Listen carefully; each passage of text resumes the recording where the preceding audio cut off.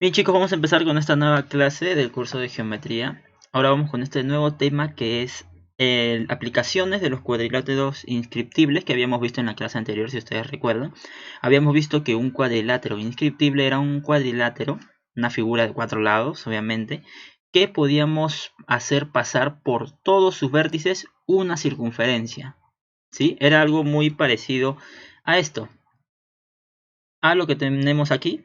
Bien, este es un cuadrilátero en el cual, miren, sus vértices, recuerden que son estas esquinitas donde se unen todos los lados y podíamos pasar una circunferencia.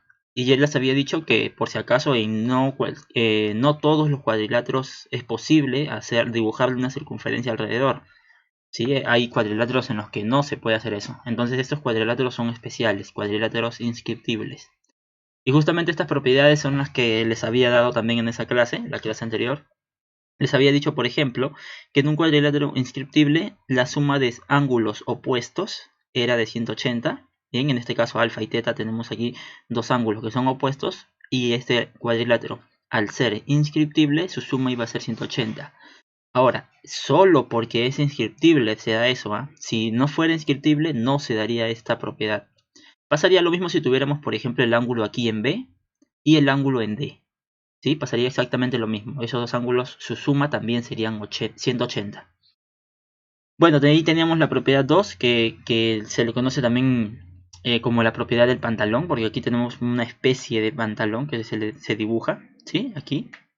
Y justamente lo que se cumplía aquí es que alfa iba a ser igual a este ángulo teta. Bien, estos ángulos van a ser iguales siempre. Ahora, esto no solo pasa en esta posición, también pasa, por ejemplo, con este ángulo de aquí. Este de aquí, esta porción de ángulo va a ser igual a esta porción de ángulo. Y esta porción de ángulo de aquí, debajo del alfa, sería igual a la de aquí. Y este de aquí sería igual a la de aquí. Entonces se cumple en cualquier situación. Bien, la cosa es que se cumpla esto.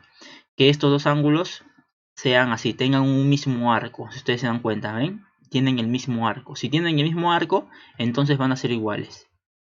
¿Sí? Porque si se dan cuenta, el ángulo alfa tiene asociado este arco BC de la circunferencia. Y este ángulo teta también tiene vinculado este arco de circunferencia BC. Por lo tanto van a ser iguales. Y bueno, la última propiedad 3 que también se puede probar con la propiedad 1 es la que tenemos aquí. ¿Sí? El ángulo exterior opuesto de un ángulo interior, ¿sí? Van a ser iguales también. O sea, este alfa va a ser igual al opuesto. Ojo, tiene que cumplirse esto.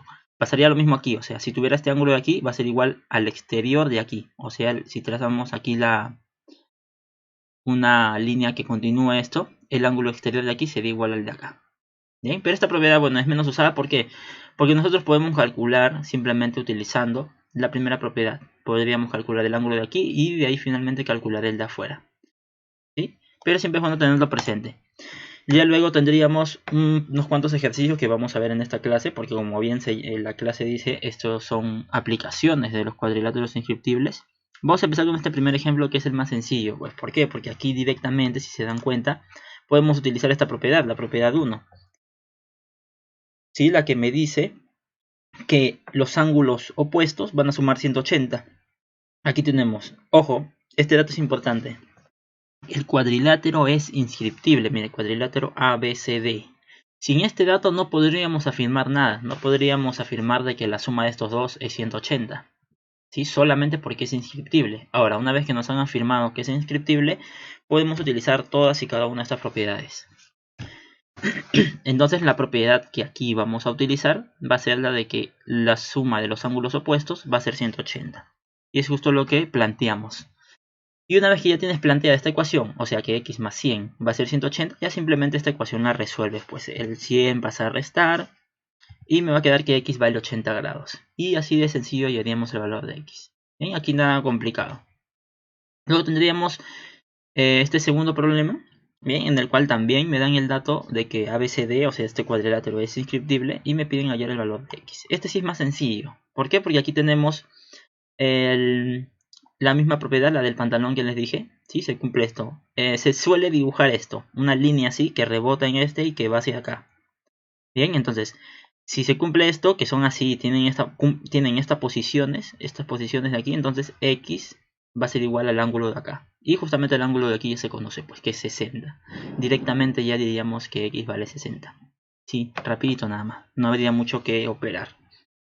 Y el último problema que estaremos viendo el día de hoy sería este de aquí, en el cual sí ya es un poquito más elaborado. ¿Por qué? Porque no solo me dan el dato de que el cuadrilátero ABCD es descriptible, sino que también me dicen que el lado AB es igual al lado BC.